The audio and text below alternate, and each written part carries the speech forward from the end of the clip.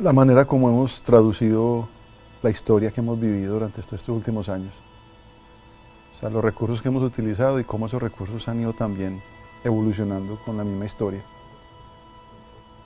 Básicamente eso es como lo primero que uno pensaría. Cómo hemos ido, cómo la curva de evolución de las herramientas, por ejemplo, que utilizamos han cambiado, cómo la manera como ha venido accediendo a las fuentes, a los hechos que van ocurriendo, también han ido modificándose. O sea, cómo hemos ido creciendo nosotros como testigos y como transmisores de lo que ha acontecido en el país y en el mundo durante todos estos últimos años. O sea, es cómo hemos ido mutando y mejorando cada vez más la manera de transmitir información y al mismo tiempo cómo la información ha ido en sí misma cambiando. El mundo que estamos viviendo ahora comparado con el mundo que vivimos hace 20 años, 20 y pico de años. O sea, cómo todo ha ido evolucionando y cada vez más rápido ha ido cogiendo más dinámica. Entonces, lo que de pronto uno mira es, bueno, cómo evoluciona la historia y de la mano cómo evoluciona la manera como contamos la historia.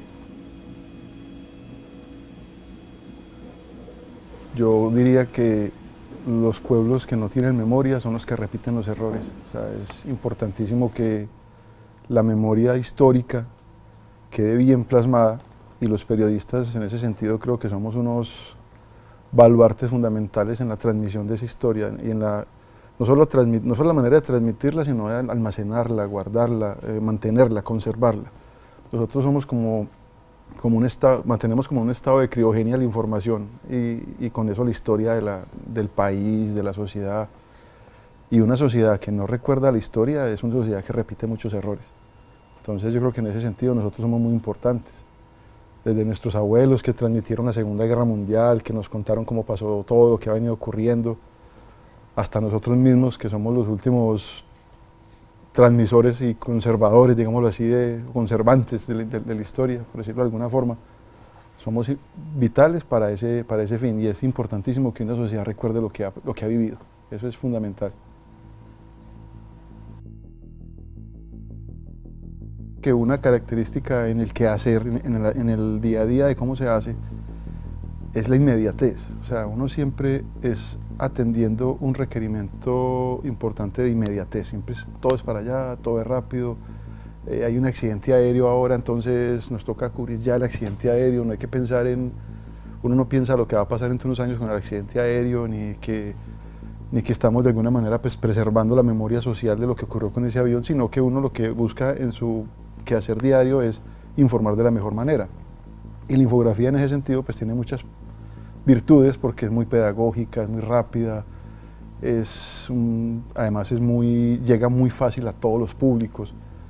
Hay mucha gente que es muy reacia, por ejemplo, a leer, otros son muy reacios a solo escuchar, otros son muy reacios a solo... O sea, hay gente que se focaliza más en un tipo específico de canales de llegada de la información y la infografía tiene la ventaja de que abarca muchos de esos canales. Vos en una infografía lees, en una infografía ves, no solo lees, aunque uno para leer ve, pero igual la manera como uno lee los gráficos es más contemplativa e interpretativa que la lectura estricta. Entonces, digamos que una infografía es mucho más rápida, tiene un gancho más dinámico y los periódicos la usan mucho precisamente para hacer como rupturas a lo que entre comillas podría considerarse una cierta monotonía que puede tener un periódico en su página a página. Entonces una infografía no solo comunica, y lo comunica muy bien, muy ágilmente, sino que también te sirve para que una publicación gane interés secuencial, para que evitar que se vuelva plana, para evitar que se vuelva predecible, para que tenga unos picos de interés altos durante el página a página. Entonces es una pieza muy importante, pero cuando uno está haciendo un infográfico, lo único que piensa es que esto quede claro, que quede bien, que llegue fácil. Es básicamente facilitarle al lector muchas cosas. De hecho, una infografía, por ejemplo, esa infografía de las tortuguitas que tenemos allí, esta infografía, si uno esta infografía la contara con texto, estoy seguro que por lo menos ocupas todo el doble página de puro texto. Pero uno aquí empieza a concentrar interés, a concentrar lenguaje gráfico, describir con palabras cómo es cada tortuga, es bastante complejo y más hacer entender que una tortuga es diferente a la otra. Con un infográfico es un golpe de vista, es muy rápido. Entonces, digamos que es un recurso muy importante, no tan novedoso como uno cree. Realmente el manejo de la infografía, el ser humano lo hace desde hace mucho rato. Por lo menos el concepto infográfico de comunicación gráfica lo maneja desde hace mucho tiempo. Cuando uno ve las cavernas de Altamira, por ejemplo, tenían un objetivo esencialmente informativo. Era transmitirle un conocimiento a unas generaciones que venían. O sea, ahí hay un concepto infográfico, y lo hacían por medio de grafismos. Lo que pasa es que ya se ha ido depurando la cosa, pero realmente el hombre, mucho antes de hablar y antes de escribir, dibujó. Y con dibujo expresó cosas. Entonces miren que ahí viene ya de la mano, la infografía realmente es muy antigua.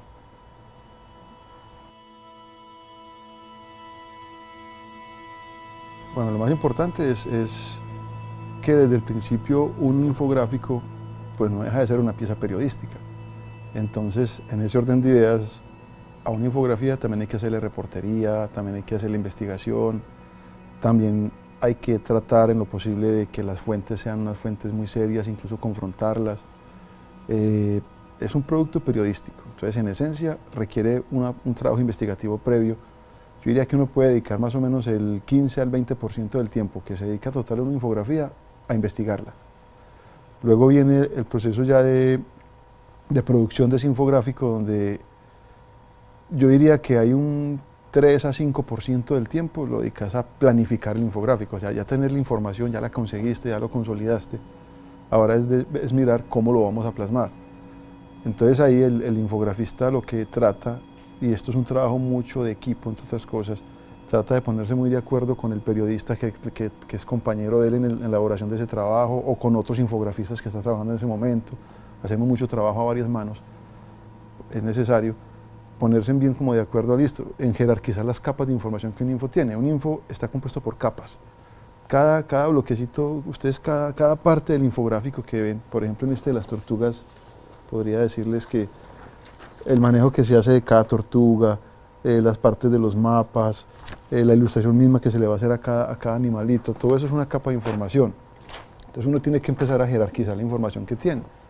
Lo primero que uno hace es sentarse con el periodista, o sentarse con su editor, o sentarse con el compañero a mirar, bueno, de todo esto que tenemos, lo más importante para nosotros es esto. Que sea importante en el info y que sea coherente eso con el artículo que lo acompaña. Entonces, ¿qué es lo más importante? Luego uno empieza, de acuerdo al orden de importancia que tiene cada cosa, a jerarquizarla, a decir esto es lo que tenemos que hacer más fuerte, esto tiene que ser más pequeño, esto definitivamente no nos va a caber, esto tal cosa. O sea, uno empieza a organizar todo el material. Y ya luego le dedica el otro 80% del tiempo a producirlo. La infografía tiene una cosa que es muy bonita, pero que también es un enemigo oculto que tenemos dentro del mismo quehacer diario, es que es muy artesanal. O sea, esas tortuguitas no estaban así en ningún lado. Eso hay que sentarse, dibujarlas, una por una hacerlas, escoger bien la técnica con que uno la va a hacer, porque no todas las técnicas sirven para todos los temas, o por cuestiones de tiempo. Entonces es escoger bien cómo voy a hacer, en este caso las tortugas, empiezo a producirlas, a hacerlas, a elaborarlas, hago esta ilustración, trabajo el mapita, hago esto, luego voy montando todo el chasis, como le llamo yo, que es todo el juguete completo, pues, ya con los textos, empezar a escribirlos. El infografista, contrario a lo que mucha gente cree, también tiene que escribir.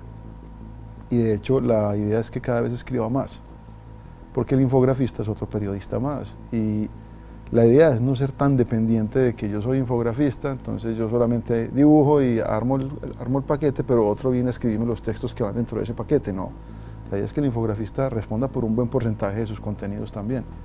Y el principal responsable de un error en un infográfico es el infografista. O sea, tenemos los infografistas que ser capaces de redactar los materiales de nuestros textos, de nuestros infos. Eso es una cosa muy clara, en Europa lo tienen muy claro ya.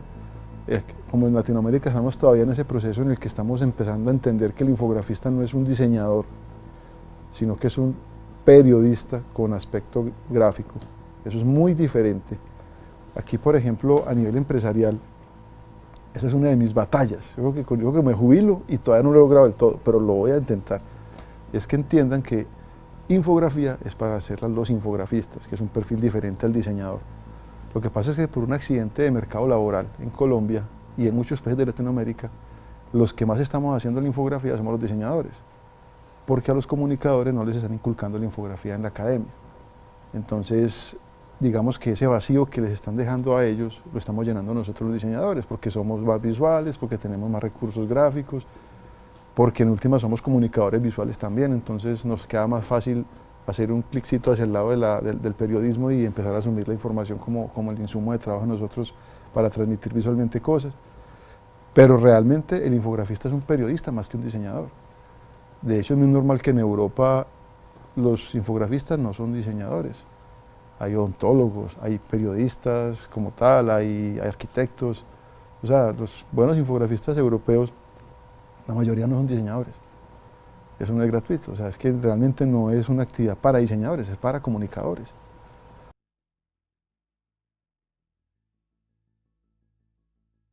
El tema tanto de la estética como de la conciencia de estar haciendo historia son dos cosas que son implícitas, pero no son fines directos.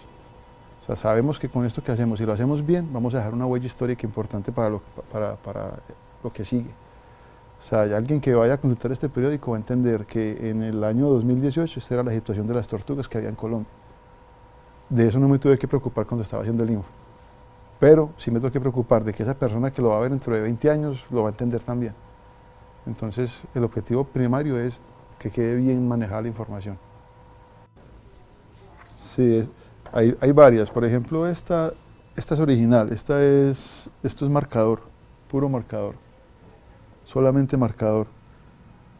Puro felfén y marcador de estos de tinta indeleble. Es puro, o sea, uno equivocaba, vuelva y arranque. Vuelva a hacer. Ahí no había control Z, listo, no. Este es otro original, este es con marcadores acuarelados y tinta indeleble. Entonces uno le daba los volúmenes, todo. Era muy artesanal. Por acá hay uno, a ver, cojo este. Este es uno con Prismacolor, con colores con lápices de color y con marcador negro. Entonces, yo le digo, esta ilustración es del año 96, fue el año que yo empecé acá. O sea, tiene literalmente 23 años, 22 años. 22 años tiene esta ilustración. Entonces es muy bonito porque hoy en día, bueno, hay algunas que se trabajaba con plumilla, con lápiz por fuera, se escaneaban y también se trabajaban en Photoshop. Por ejemplo, este es un printer, pero la original era solamente la línea negra y se escaneaba y se coloreaba en Photoshop. Hoy en día hacemos mucho eso de escanear y retocar en Photoshop, trabajamos en Photoshop. Ya no hay tanto espacio para que el color mismo venga desde el original, como por ejemplo en este. Pero es una cuestión también de tiempos, la demanda de gráficos ahora es muy alta.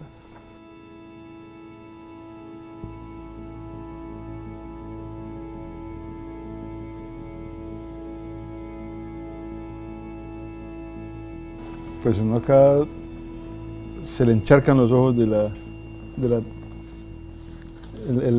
añorando uno cositas que vivió. O sea, por ejemplo, cómo antes era hacer un mapa de ubicación, una cosa tan sencilla. Un mapita de ubicación hoy en día lo saca en 40 minuticos. Uno coge un mapita de esos de una call que le piden, de ubícame el Parque de la Estrella, y uno se mete a Google Maps, saca de ahí un pantallazo, hace la parte de vectorización y eso sale para pintura rapidito.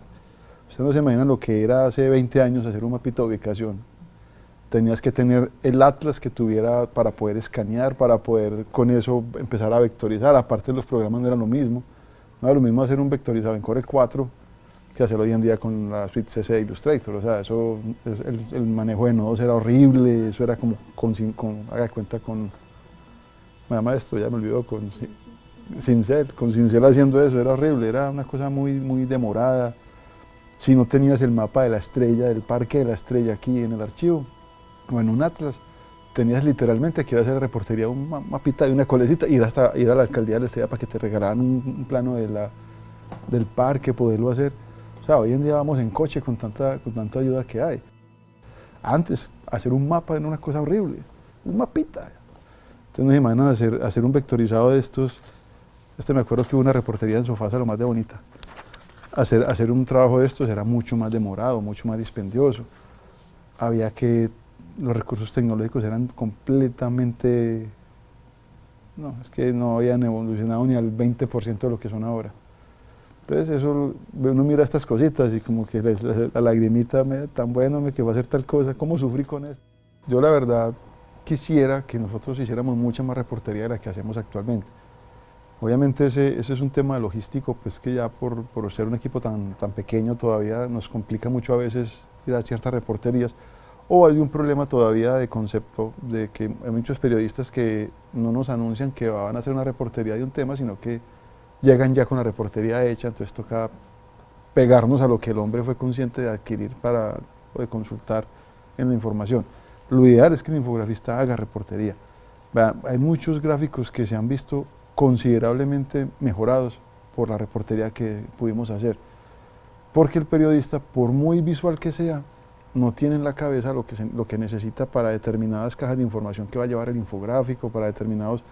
Yo recuerdo, por ejemplo, una vez cuando hace unos años hubo una avalancha en la quebrada La García en Bello, que ese día de testarudo yo me le sumé a la misión que fue al lugar a hacer la reportería, porque ya estaba cuadrado que el periodista me iba a mandar todo lo que más pudiera.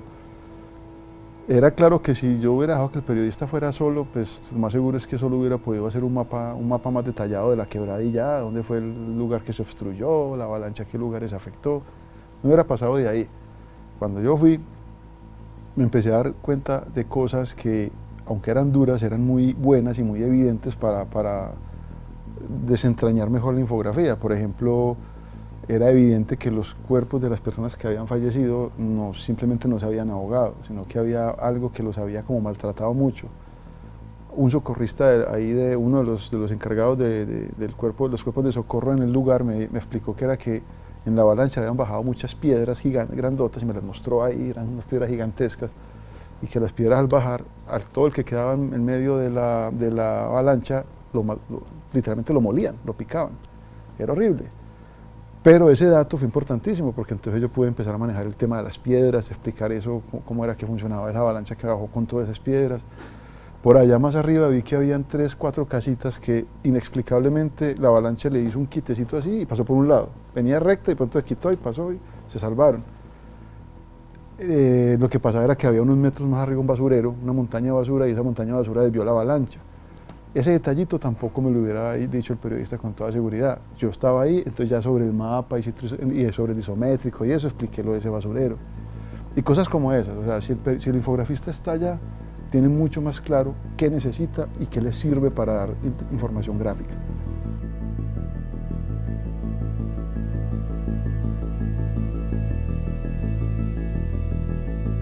Entonces miren que la descripción que la infografista tiene que ser mucho más ligada a la realidad espacial de lo que ocurrió.